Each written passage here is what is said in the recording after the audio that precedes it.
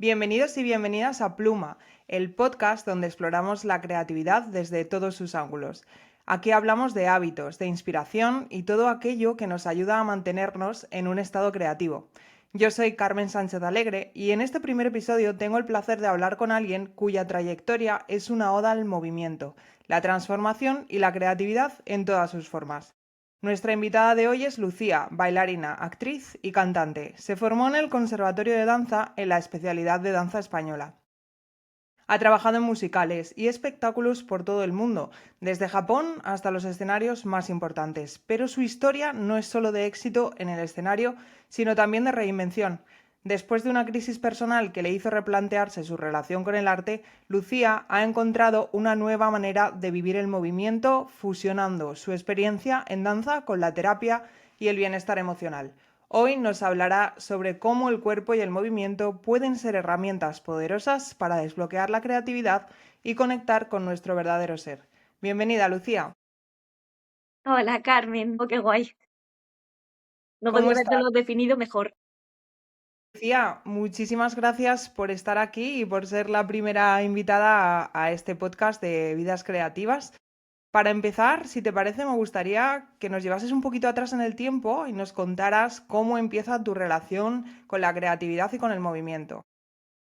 Pues en realidad es una cosa que ha sido hiper innata en mí desde que soy súper pequeña. Yo empecé a moverme libre, me ponía música y en mi casa era un constante. De hecho, era hacer espectáculos todo el rato, liar a mi hermana montando coreografías, estábamos así todo el tiempo. Y nada, con 6 añitos me subieron al escenario de manera así un poco improvisada porque tenía un primo que trabajaba en una escuela de danza. Y yo fui con él a ver un ensayo de un espectáculo que iban a hacer en la escuela. Y faltó una niña y faltaba como para el último momento y yo no había tomado clases nunca, tenía 6 años. Y me subí ahí como a cubrir a la niña, copiando la que hacían las demás, se dieron cuenta de que pues había una facilidad especial y 2 semanas después, sin haber tomado ninguna clase, acabé haciendo ese espectáculo, que fue para todos pues una sorpresa, ¿no? Y de ahí empecé a tomar clases de baile. ¿Qué pasó? Que cada vez se me iba dando un poco mejor, los profesores veían que me lo tomaba muy en serio, ahí empezaron también estas primeras fases en las que los adultos te van diciendo lo que es tener éxito, que es hacerlo bien y conectar con él, necesito hacerlo bien. Y a medida que yo he ido creciendo, obviamente luego cuando entré en el conservatorio, pues todavía más, pero empecé a ligar el movimiento y bailar y eso que me salía a mí de manera tan innata y que era un disfrute con la exigencia de hacerlo bien. Bueno, eso ya era otro tema, ya con los años, 10 años de carrera de conservatorio más todo lo que es esta profesión, bueno, pues ha ido siempre, todos esos años ha ido muy, muy ligado, moverme y bailar con una parte de exigencia y de autocrítica, pues muy bestia, la verdad. Claro, porque esta parte de exigencia y autocrítica al final como que a ciertas profesiones vinculadas al arte concretamente, pero bueno, en realidad en todas va, o sea, como que está muy presente. Sí, sí, y además cuando en la carrera de baile concretamente, que es una cosa que claro, en otras disciplinas de danza, o sea, en otras disciplinas del arte, tú puedes empezar un poco a cualquier edad, ¿no? Tú puedes empezar a cantar con 15 años o empezar a pintar con 30 o tocar un cello con 40, pero a bailar no. Tú tienes que modificar tu cuerpo desde que eres muy, muy pequeñita para que si lo quieres hacer de manera profesional, ese cuerpo esté moldeado y entonces, claro, desde que tienes 8 años, prácticamente tú estás haciendo una carrera, estás eligiendo qué quieres ser y estás proyectando una decisión tomada desde como si fueras adulta, pero tienes 8 años. Entonces, bueno, es particular, concretamente, trabajar con el cuerpo, es particular. Suena como a un peso muy, muy grande de llevar, ¿no? Para una persona tan joven, tan pequeña. Total, sí, sí, es muy duro, es muy duro. Además, creo que te metes dentro como de un objetivo y te pasas toda tu infancia y adolescencia sin poder salirte como de ese objetivo, porque si te sales realmente y empiezas a echar de menos tu infancia y tu adolescencia, a vivir a la sociedad, ir a los cumpleaños, es muy sencillo, ¿no? De repente pues bailaba 6 días a la semana, solo descansaba los domingos. Yo estudiaba, por ejemplo, en el instituto por las tardes, por las mañanas estudiaba en el conservatorio, entonces casi no tienes vida social. Y ahí estás como así, como no puedes mirar hacia otro lugar porque tienes que conseguir eso. Luego pasa también que a veces terminas la carrera y dices, ¿ahora qué? Supongo que es un proceso también parecido al que le pasa a los deportistas de élite, ¿no? Que es como que desde pequeño ya estás como con ese único objetivo y toda tu vida, toda tu identidad y todo tu mundo gira en torno a eso que has elegido siendo una niña y que, bueno, pues todo lo que conlleva. Sí, además me parece que el hecho de que tenga que tener tanta implicación a nivel de tiempo, a nivel familiar, a nivel de tu salud física incluso, porque efectivamente estás trabajando con tu cuerpo y estás constantemente yendo a fisios, tratando, o sea, a moldear tu cuerpo requiere eso, de un esfuerzo em, que al hacerlo pierdes un poco el disfrute. Y ahí es esa desconexión, ¿no? Que acabas haciendo un poco sin querer, poco a poco, de disfrutar bailando y de por qué empezaste a bailar. Como Y que eso te es de... desconectas del propósito inicial, ¿no? De por Ujú. qué estás ahí.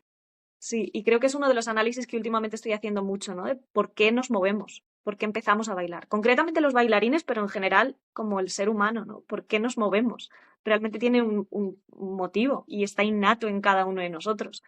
Y creo que cuando te dicen exactamente, sobre todo durante tantos años, ¿no? Cuando te dedicas a nivel profesional, qué movimientos tienes que hacer, qué movimientos son estéticos, qué partes de tu cuerpo sí que son estéticas, cuáles no, y sobre todo como que pierdas tu manera innata de moverte. Hay una manera bonita de hacerlo y una manera fea de hacerlo. Y depende de la disciplina que bailes, tiene unas normas. Esto es este baile, esto es este otro, y si no lo haces así, no estás bailando, ¿sabes? Y desenchufar ese cable ha sido un viajazo, un viajazo, luego te cuento porque tiene Luego tela. hablaremos más de la parte de ese proceso de reinvención que tuviste. Antes de pasar a eso, me gustaría también que me cuentes como la parte más bonita y más de conexión con la creatividad que ha tenido todo este proceso y cómo contabas, ¿no? Me contabas previamente a este podcast que has bailado en escenarios internacionales, como en Japón incluso, llevando allí la danza española y cómo esa mezcla de culturas, de contextos, también pues te ha influido a ti a nivel creativo. Es curioso porque siento que, por ejemplo, en Japón trabajé un año bailando flamenco, ¿no? Y es curioso porque como sales, al final estás haciendo lo que tú sabes. Yo no voy a un país que ojalá lo hiciéramos más, a escuchar la cultura de otro país. Voy a un país a enseñarles lo que hacemos nosotros. Entonces, las giras, al final, estás metido en una burbuja con la gente con la que tú vas a hacer lo que tú sabes hacer. Y es una pena, porque lo estabas diciendo y estaba diciendo, qué pena efectivamente no haberme empapado más de los sitios a los que he ido, sobre todo esa temporada que en Japón, además fue mi primer trabajo, la primera vez que yo salía de mi casa me fui a Japón directamente a vivir un año. Y qué pena no haberlo podido ver ahora con la madurez que tengo ahora, ¿no? De empaparme de lo de allí. Bueno, me empapé en otras disciplinas ahora que lo pienso. Mira, una cosa que es una anécdota así un poco curiosa. Yo iba allí a bailar flamenco y entre varios compañeros trabajaba como en un parque temático que había un tablao flamenco dentro del parque temático. Entonces, con los compañeros había compañeros de todo. Algunos eran malabaristas, otros japoneses que trabajaban allí dentro como de las marionetas del parque. Hicimos un grupo de música y yo de aquellos ya cantaba, ya había empezado a cantar y yo cantaba, tocaba las castañuelas, teníamos otro que tocaba el cajón, pero cantábamos en japañol, lo llamábamos, en mix español, mix japonés. Y mira, ahí fue mucho más rico en ese sentido, porque dejamos de tener la exigencia de tener que hacer una cosa también que te han contratado para que hagas, y ahí sí que dejamos la imaginación volar. Compusimos canciones, tocamos por bares de allí, la verdad es que fue divertidísimo. Y ahí sí conecto con una parte mucho más genuina de cada uno, de aportar lo que traíamos, pero escuchando, primero empapándonos de lo que el resto nos daba, ¿no? Y luego conectando con una parte de disfrute. Y para mí esta es la clave.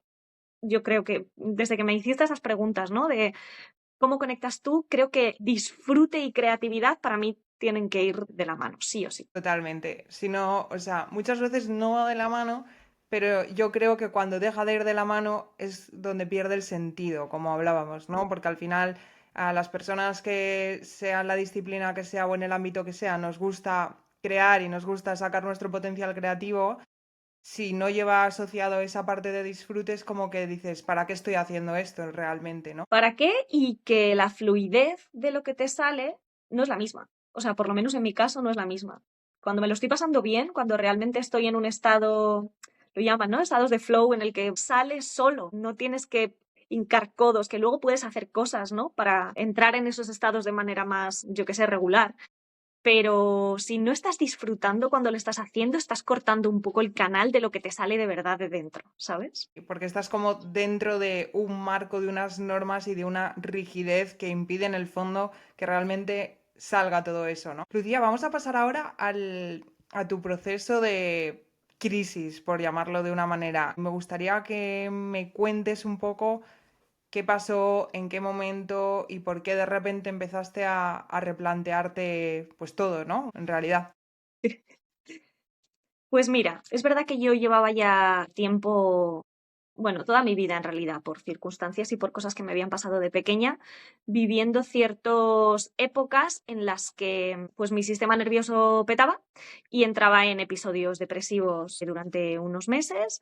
Llevo muchos años yendo a terapia y al final, bueno, pues con muchas herramientas y con mucho trabajo conseguía como salir siempre de esos meses, ¿no? De crisis, por llamarlo de alguna manera.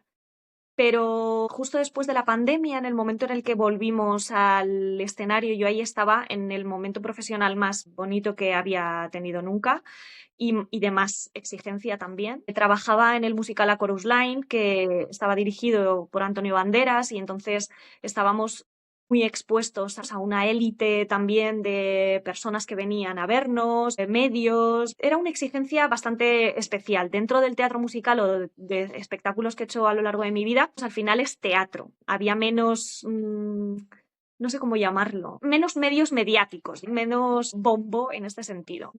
Y nada, yo empecé a tener, lo llaman despersonalizaciones en el escenario. Es un momento en el que se eleva tanto el nivel de ansiedad que tu cuerpo corta la conexión entre ti y tu cabeza, en realidad.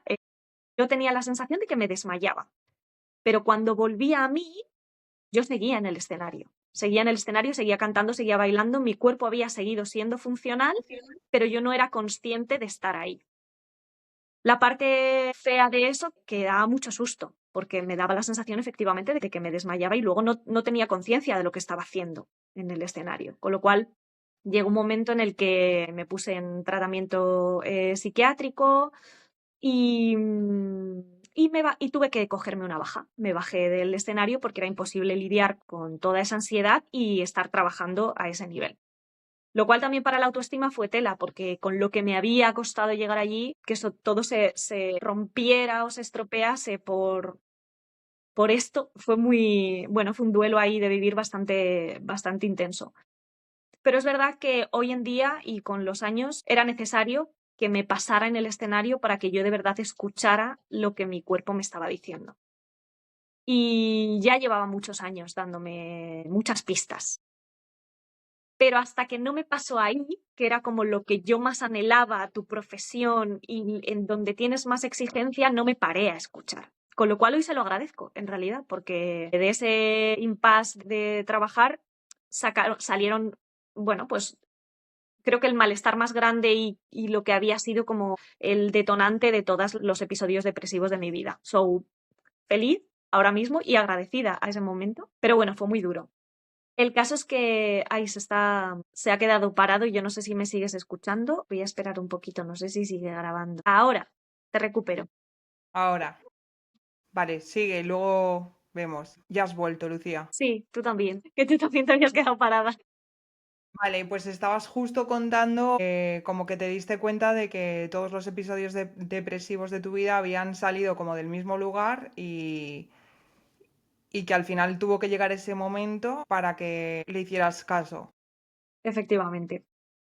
Entonces, bueno, pues esos meses que estuve en tratamiento y que estuve trabajando pues esa parte como más profunda, dejé de bailar, dejé de cantar, dejé de mirar lo que mis compañeros estaban haciendo en el escenario, y conecté con otras cosas. Ficha bastante clave durante esa búsqueda fue mi conexión con una parte más espiritual de mí que nunca antes le había dado espacio para que estuviera. Los ataques de pánico, es eso, el ponerle nombres a ciertas cosas más patológicas, ¿no? Para mí cobraron también un sentido de aprendizaje y de dejar de victimizarme por eso y de identificarme como con las palabras y los diagnósticos que me habían dado, y eso me lo ha dado escucharme desde otro lugar, pues más, pues sí, más espiritual, más de para qué estamos aquí, ¿no? Después volví al escenario, conseguí recuperarme, la medicación también me ayudó un montón, y volví al escenario y de repente algo pasaba distinto en el escenario. Y es que yo no me sentía igual. Efectivamente, necesité parar para darme cuenta de que había algo que yo estaba dejando de hacer porque disfrutaba de hacerlo. Era algo a lo que me estaba agarrando porque era lo que había estudiado, lo que llevaba toda la vida formándome y lo que siempre había deseado, que era estar ahí, haciendo esos musicales, a ese nivel profesional, pero en realidad estaba en el escenario, no lo estaba disfrutando, no lo estaba disfrutando. Así que bueno, el año siguiente salieron audiciones y decidí no hacerlas.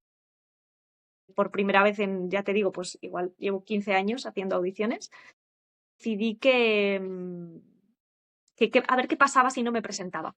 Así que bueno, pues ahí he empezado un viaje de reconectar pues, con otra yo y volver un poco a...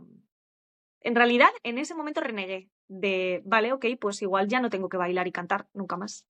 Y lo dejé estancado, aparcado, de lado. Y ahora, si quieres, te cuento el cómo he vuelto a hacer eso y desde qué lugar he vuelto, porque es otra.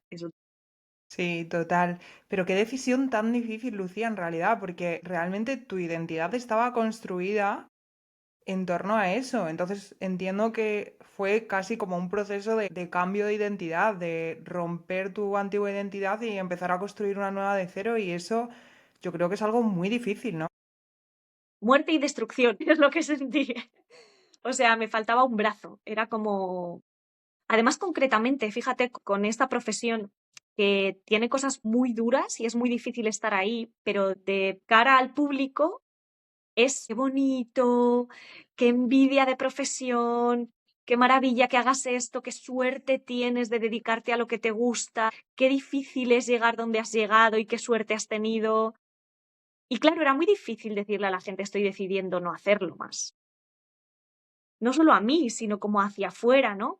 Esto además, y mira, justo va un poco a colación con lo que te he contado antes de la infancia, el conectar también con que se me validaba por ser bailarina. El cariño y el aplauso del adulto desde muy pequeñita lo tuve porque me tomé muy en serio ser bailarina profesional. Con lo cual, soltar eso también fue un poco conectar con validarme yo a mí misma por otras cosas, simplemente por respirar, me da igual. O sea, no por hacer cosas, por estar aquí. Y ir soltando eso ha sido un aprendizaje muy duro, pero súper necesario para quien soy ahora y para seguir creciendo. Son estos procesos, ¿no? Que tenemos muchas veces en la vida que tienen esa complejidad en el sentido en que es como lo más duro y lo más bonito a la vez, ¿no? Total. Pero es que creo que si no fuera así de duro no aprenderíamos.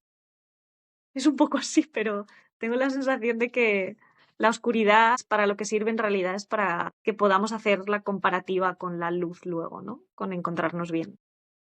Y para que surjan muchas cosas, entre ellas tu verdadera capacidad creativa, ¿no? Me acuerdo en una de las últimas conversaciones que tuvimos que me comentabas eso, ¿no? Que tuviste como que salir de esa profesión que a la que se le atribuye socialmente el ser una profesión muy creativa por el hecho de estar vinculada al arte, pero que para ti fue como que tuviste que salir de ahí para verdaderamente conectar con tu potencial creativo. Sí, al final cuando te dedicas sobre todo al espectáculo o a hacer musicales, ¿no? Lo último que estuve haciendo, bueno, en realidad como bailarina.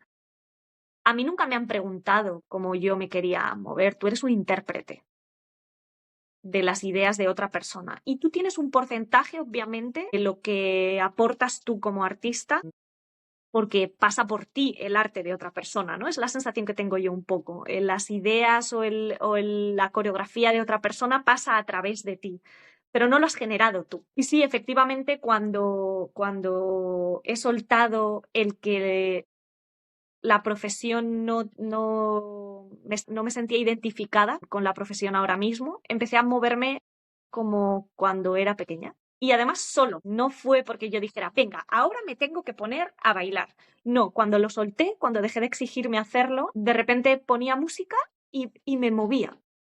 Y ya no tenía que hacerlo bien, nadie me estaba mirando. También había una parte de todo lo que me aporta el movimiento a nivel emocional y de un curro que siempre había hecho en terapia. Al final también estoy tan acostumbrada a mover el cuerpo que una herramienta como esta para mi terapia había sido siempre vital, ¿no? Cuando a mí se me mueve algo a nivel emocional, automáticamente lo noto en el cuerpo. O sea, mi cuerpo es como una especie de amplificador de todo lo que me pasa dentro. Entonces, moverlo como me está pidiendo que lo mueva y aprender a hacer como esa conexión ha sido un aprendizaje, ya te digo, de los más bestias que he tenido últimamente. Totalmente, Lucía. De hecho, tú porque lo llevas muy innato y siempre has tenido esa relación de conexión con tu cuerpo, pero yo creo que la mayoría de las personas, me incluyo en eso, no tenemos una conexión con el cuerpo, cuando en realidad es donde almacenamos verdaderamente todo, ¿no? Almacenamos todas nuestras emociones que quizá no estamos expresando y que al final se refleja, ¿no? A nivel de rigidez, ¿no? ¿Cómo lo ves tú eso? Sí, es curioso que lo digas porque es verdad que yo siempre he tenido y los bailarines tenemos una conexión pues con nuestro cuerpo como herramienta de trabajo muy muy profunda, pero también estamos muy desconectados del dolor, por ejemplo. Sufrimos dolores constantemente y el umbral del dolor se nos va y entonces también el cuerpo está disociado totalmente de esas cosas que nos está avisando, que también ahora que estoy empezando a hacer cosas con personas que no son, efectivamente no son bailarines, me doy cuenta de que es más fácil incluso conectar ese cable que dices tú que tenéis desconectado. Porque no hay juicio de la estética, no hay un juicio de la estética tan bestia, no habéis llevado a lo mejor a mayoría el cuerpo a extremos de exigencia y de dolor, con lo cual hace que las señales sean más claras de escuchar. Y luego yo creo que es un trabajo que se puede hacer como a través de muchas vías. No sé, el entrenamiento, por ejemplo, últimamente que me he empezado también a mover desde ahí, ¿no? Y entrenar fuerza desde otro lugar y se puede conectar. Al final tu cuerpo eres tú, si es que no va de conectar con tu cuerpo, si es que es como integrarlo en tu esencia, en quién eres, ¿no? Que forme parte de ti. Totalmente. ¿Y cómo dirías tú, ahora que estás en esa exploración y que has tenido este proceso de reinvención, que influye el movimiento y esa conexión con nuestro cuerpo en el desbloqueo creativo, o no desbloqueo, sino simplemente como en el entrar en contacto con nuestra creatividad? Me sale lo primero decirte que es un proceso meditativo de presencia absoluta, con lo cual ya solo por eso, ya solo por darte el espacio y el hueco de estar contigo, ya es suficiente. Aunque del movimiento en sí no saques ningún aprendizaje a priori al principio, ¿no? O que no consigas conectar con, yo qué sé, cierta emoción que quiere salir ese día o que no estés pudiendo sentirte suelta moviéndote. Simplemente por el hecho de pararte a intentar escuchar, ya estás generando un espacio creativo, porque te estás dando el hueco. Que esa es otra de las cosas que yo creo que, otra de las claves a las que llegaba, ¿no? Cuando me preguntaste, el disfrute y el darte espacio para que ocurra. Darte espacio, ¿a qué te refieres exactamente con eso? Pues al final el día a día va a toda leche. Y estamos acostumbrados a estar ocupados constantemente, y esto ya sabemos que lo hemos dicho, ¿no? Pero tenemos muy poca paciencia con nosotros y con los procesos y queremos que vayan a un lugar concreto y hacemos las cosas con un objetivo todo el tiempo, ¿no? Voy a ir a clases de teatro para desbloquear no sé qué, voy a ir a clases de danza para ponerme cachas y es como, y el estar en pausa contigo simplemente por estar contigo y ya, sin objetivo, solo por, hola, soy Lucía, ¿qué tal cuerpito? Hola, tengo un pie. Hola, tengo una rodilla. ¿Sabes? Es la meditación, es estar en presencia, fin, en presente contigo. Y como de alguna forma, como encontrar también esos huecos en nuestro día a día, sobre todo los que estamos como muy ocupados, para aburrirnos, me decías también. Total. Sí, yo tengo la sensación de que parte del bloqueo que tenemos muchas de las personas que vivimos ahora mismo y que nos ha tocado vivir esta época también de velocidad, de redes sociales y de tal, es que ya no te aburres. Es imposible aburrirse. O sea, tú recuerdas de pequeña, qué pena ahora cuando pienso en los niños de ahora, ¿no? Pero yo de pequeña me ponía un disco y escuchaba el disco entero mirando al techo. Totalmente. Y las cosas a las que jugábamos, yo qué sé, teníamos una parcela cuando éramos pequeñas. Las cosas que nos inventamos, mi hermana y yo y mis primos, venían de puro aburrimiento. De me aburro, no sé qué hacer, pues mira, esta bici es un caballo, ¿sabes? Y creo que como adultos, eso de volver a eso, a esa infancia, parte también por darnos espacio de aburrirnos, no sé. Sí, totalmente. Yo estoy de acuerdo contigo, Lucía. Yo creo que ahora mismo, en cuanto tenemos el más mínimo espacio de aburrimiento o de vacío en nuestro día a día, obviamente hablando de manera muy general, porque luego hay de todo, pero enseguida recurrimos al móvil, al ordenador, pero me ha encantado que hayas traído ese momento en el que te ponías el Discman y te ponías a escuchar un disco mirando al techo, porque es que totalmente, o sea, yo ni siquiera me acuerdo cuándo hice eso por última vez. Mm, De ponerme a escuchar música solo por el placer de escuchar música. Se ha efectivamente. convertido el escuchar música en acompañamiento de otras cosas, pero hace muchísimo tiempo que no me pongo única y exclusivamente a escuchar música, y mira que es algo que a mí me potencia mucho, centrada únicamente en eso. Y eso es lo de la presencia y quitar estímulos. Es muy difícil concentrarte en qué te está provocando o darte cuenta, más que concentrarte, ¿no? Darte cuenta en qué te está produciendo en el cuerpo escuchar esa canción si estás haciendo otras cosas mientras. Absolutamente, absolutamente. El único momento en el que verdaderamente soy capaz de darme cuenta de lo que produce en mí la música es cuando estoy escribiendo, Ujú. porque me pongo un tipo de música concreto para escribir, pero el resto del tiempo pues me lo pongo mientras voy andando, mientras estoy cocinando, mientras estoy limpiando, o sea, Y que además es al final utilizar la música como tapa para no estar pendiente tampoco de lo que estás haciendo. Y es una pena porque te estás perdiendo que la música en sí puede ser ese motor. ujú, Y al final vamos a ponernos música para no estar escuchando nuestros pensamientos mientras estamos fregando, o mientras estamos paseando, o mientras... Y como, espérate, igual puedes pasear y ahora puedes escuchar música. Y ahora puedes, no sé. totalmente, sí, totalmente. Y ahora que has traído esto, me gustaría como que nos cuentes un poco este proyecto en el que estás ahora, en qué consiste y bueno, cómo lo estás formando. El porqué de él casi ya nos lo has contado, o Ujú. al menos nos has dado ese contexto, pero para que nos lo cuentes más concretamente porque creo que es algo súper interesante. Venga, vamos al lío. Eh, pues mira, esto fue, al final cuando solté la profesión, como que pensaba qué he aprendido en mi vida y cómo puedo convertirlo ahora en otro trabajo, ¿no? Tengo que inventarme otra cosa para trabajar. Y bueno, todo el mundo me decía, ponte a dar clases. Da clases de baile, da clases de canto, da clases de interpretación, ¿no? Da clases de lo que sabes hacer. Y como me había desconectado tanto de por qué estaba haciendo esta profesión, pensé en qué otras cosas podía aportar yo. Y creo que estos talleres voy a hacer, o sea, estoy haciendo talleres de voz y movimiento intuitivo. Y estos talleres son como un mix entre lo que puedo aportar a nivel profesional, lo que sé de mi cuerpo, del movimiento, de herramientas con el cuerpo, de una parte de teatro gestual, de cómo escucharte también, porque hacemos un curro de voz súper bonito, de cómo poder a través de la voz expresar ciertas cosas también, y luego con toda la parte de más de mi trabajo de crecimiento personal y de mi terapia y de mis procesos, de cómo acompañar a las personas para que tenga un sentido, un viaje emocional con lo que tengan ese día en el taller. Lo que sí que tenía claro es que el espacio es lo que hablábamos antes de lo del paréntesis para estar contigo, eso es lo que quiero generar, el espacio en sí. Lo que pase luego en el espacio será distinto en un día o en otro día o estaremos con lo que tengamos ese día, pero yo lo que quiero es generar un espacio de paréntesis donde poder estar atento contigo haciendo solo una cosa y es estar contigo. sin objetivo, sin expectativas, sin voy a aprenderme esta coreografía, voy a conseguir bailar mejor con esto. No, el espacio es para estar contigo. Y yo voy dando tips, feedbacks, cositas que creo que le puede venir bien a la persona.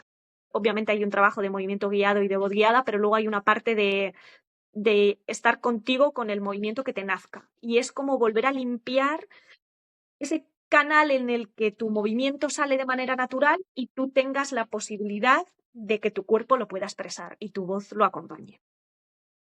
Wow, qué interesante, Lucía. Voz y movimiento intuitivo.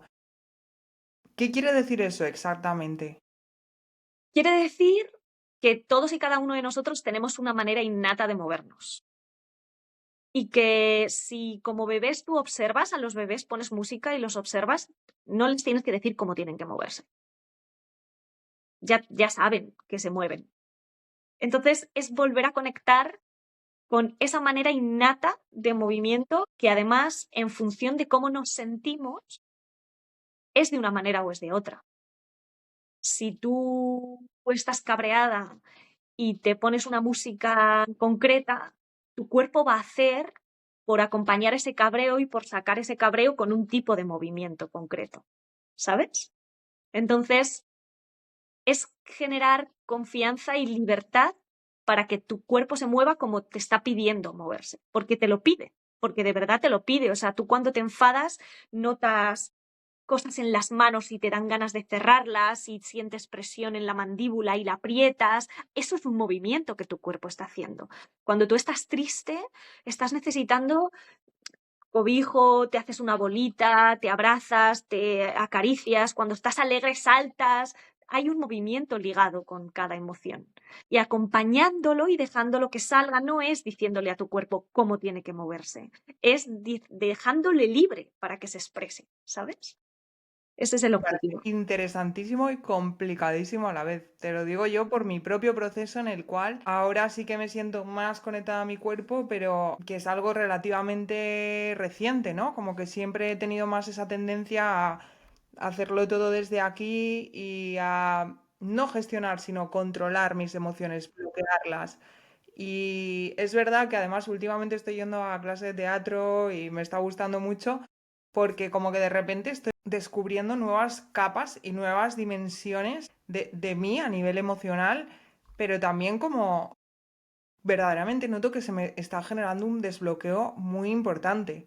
Y todo esto sin utilizar la palabra, que para mí ha sido como la herramienta por excelencia. Creo que a veces las palabras con lo que se mueve dentro de nosotros, cuando tendemos a querer explicárnoslo todo, nos limitan en ciertos momentos. O sea, que la mente sirve para eso, para traducirnos lo que nos está pasando. O sea, tiene ese objetivo en nosotros. Es un traductor y es perfecta. Pero creo que nos hemos sobreidentificado con lo que pensamos, en general como sociedad. Nos hemos sobreidentificado con lo que pensamos y también yo creo que es como que tenemos esa tendencia, o muchas personas tenemos la tendencia a solucionarlo todo desde aquí, intentar solucionarlo todo desde aquí. Mm. Pues generar esos huequitos para ir soltando esta y pasar el micro por partes del cuerpo. A ver, tripa, ¿tú qué tienes que decir hoy? Y obviamente no te va a hablar con palabras, porque la tripa no dice palabras, pero te habla con otras cosas. Y aprender a hablar el lenguaje del cuerpo es muy bonito.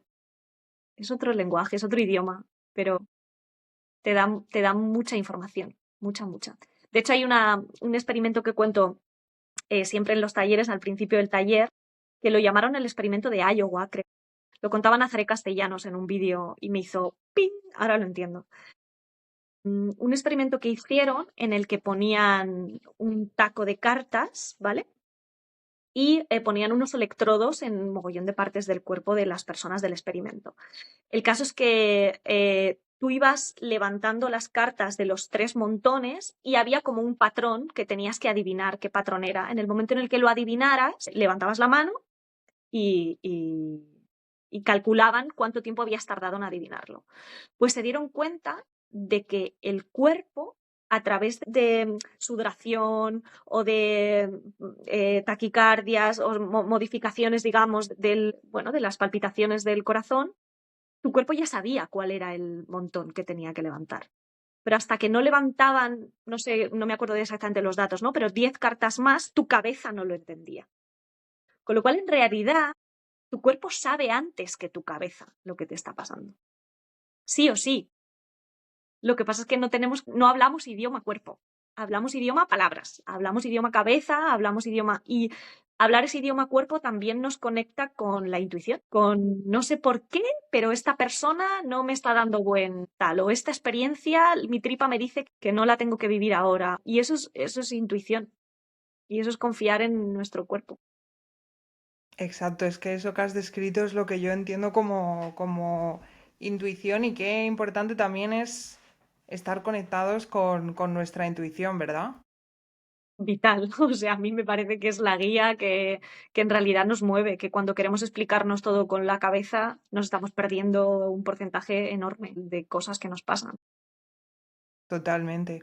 Lucía, una persona que quiera empezar a conectar más con su creatividad desde el cuerpo, ¿qué le recomendarías? Así como un pequeño consejo para quizá comenzar a trabajar esto pues por su cuenta. Lo primero, que se dé el espacio, que realmente genere el espacio de compromiso de ahora voy a estar 15 minutos, me da igual, o sea, un rato conmigo.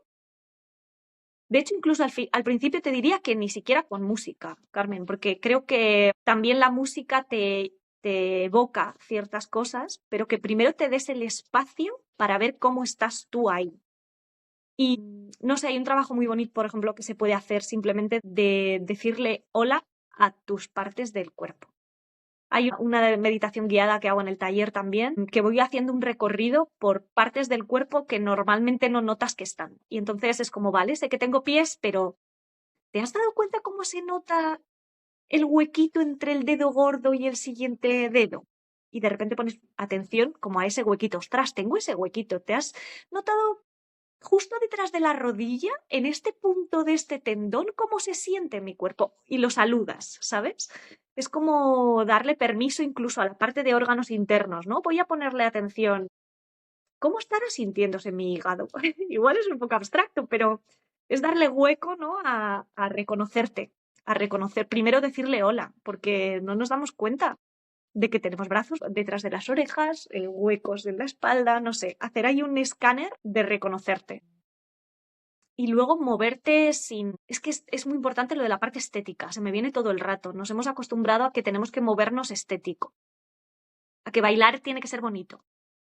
Por eso no me gusta decir nunca bailar ahora en los talleres, ¿no? Vamos a bailar, no, no vamos a bailar. Porque bailar requiere de que estés bailando a lo mejor una disciplina concreta, ¿no? No va de bailar bien. No, no. Va de dejar que tu cuerpo haga y jugarlo y probarlo y equivocarte, que no es equivocación, no hay. Pero hacerlo mal. A propósito incluso, ¿sabes? De me voy a mover feo. A ver cómo se siente. Voy a hacer posturas extrañas, voy a poner caras, voy a jugar, voy a hacerlo desde el juego. Y observar qué sale. Sí, totalmente, porque yo creo que es como que muchas veces cuando te dicen baila o muévete, como que a muchas personas lo que nos sale es decir, pero es que no sé, es que lo hago muy mal, es que, ¿no? Entonces como poner el foco en, bueno, pues vamos a intentar hacerlo lo peor posible, me parece súper interesante. Por eso me gusta mucho que este trabajo se pueda hacer en un espacio que se genere eso. Porque es verdad que a veces uno, depende de la persona, ¿eh? A veces las personas en sus casas se sienten súper cómodas y hay personas que conectan mucho más ahí. Pero a mí me parece que nuestro propio juicio a veces es más grande incluso que el que sentimos que nos vayan a hacer otras personas, ¿no? El juzgarte tú a ti mismo, que yo me veo aquí ridículo haciendo yo esto en mi salón, ¿sabes? Yo sola. Pero si de repente te juntas con un grupo de personas y todos estáis en lo mismo, se quita un poquito te das más permiso, a lo mejor, ¿no? Y se generan cosas muy chulas. Por ejemplo, el trabajo de voz es mucho más complejo escucharte tú a ti misma, no sé, haciendo un sonido extraño, que a lo mejor en una sala con otras 10, 15 personas haciendo el mismo sonido. Ahí no te da tanta vergüenza, porque estamos todos haciéndolo a la vez. Es como engañar un poco al cuerpo y al cerebro diciendo, estoy acompañada, lo puedo hacer con más gente, hay una persona que me está guiando y te das un poquito más de permisos. Absolutamente, aparte de que yo creo que la voz, igual que el movimiento, y hemos entrado más en el movimiento y no tanto en el de la Ujú. voz, pero para también mencionarlo, qué liberador es en determinados momentos de repente dar un grito o, no sé, hacer algún tipo de sonido, o sea, como que libera mucha energía eso y es algo que no nos permitimos, o sea, que como que de repente sientes que te viene el llanto o sientes que te viene la rabia y te lo tragas. Mm. No lo sacas. Y sin embargo, de repente, pues dar un grito o hacer algo así puede dejarte con esa sensación de estar muy liberado, ¿no? La energía que sale a través de la voz es brutal, brutal. Y es muy bonito hacerlo en conjunto, porque te das cuenta de que cuando te estás moviendo de una determinada manera, si de verdad te dejas libre, pues por ejemplo, haces esto y hay un sonido que sale solo con ese movimiento, ¿no? O estás haciendo tapping y vibrando y hay un tipo de movimiento, o sea, de voz que sale con ese movimiento. Y va súper unido en realidad. No es que sea como un trabajo aparte, es que es parte de la expresión también de lo que está necesitando tu cuerpo en ese momento. Y concretamente lo del tema de escucharte a cierto volumen, ¿no? De oírte gritar, de oírte desagradable. Es una cosa que además las mujeres me parece que no, bueno, no nos han dado tanto permiso, no tenemos socialmente tanto permiso como para oírnos agresivas o oírnos más por encima de los decibelios. Y conectar con eso creo que es súper empoderador y súper liberador. Totalmente, Lucía. Y también ahora me gustaría que para quienes nos estén escuchando y le interese, pues que nos cuentes dónde encontrarte o cómo contactar contigo para estos talleres tan interesantes que estás haciendo. Pues mira, yo ahora estoy subiendo las fechas y los talleres presenciales que estoy haciendo a mis redes y es Lucía Castromarín, el Instagram.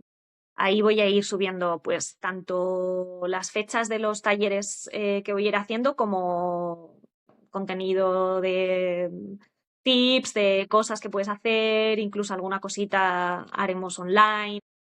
Voy a ir subiendo cositas por ahí.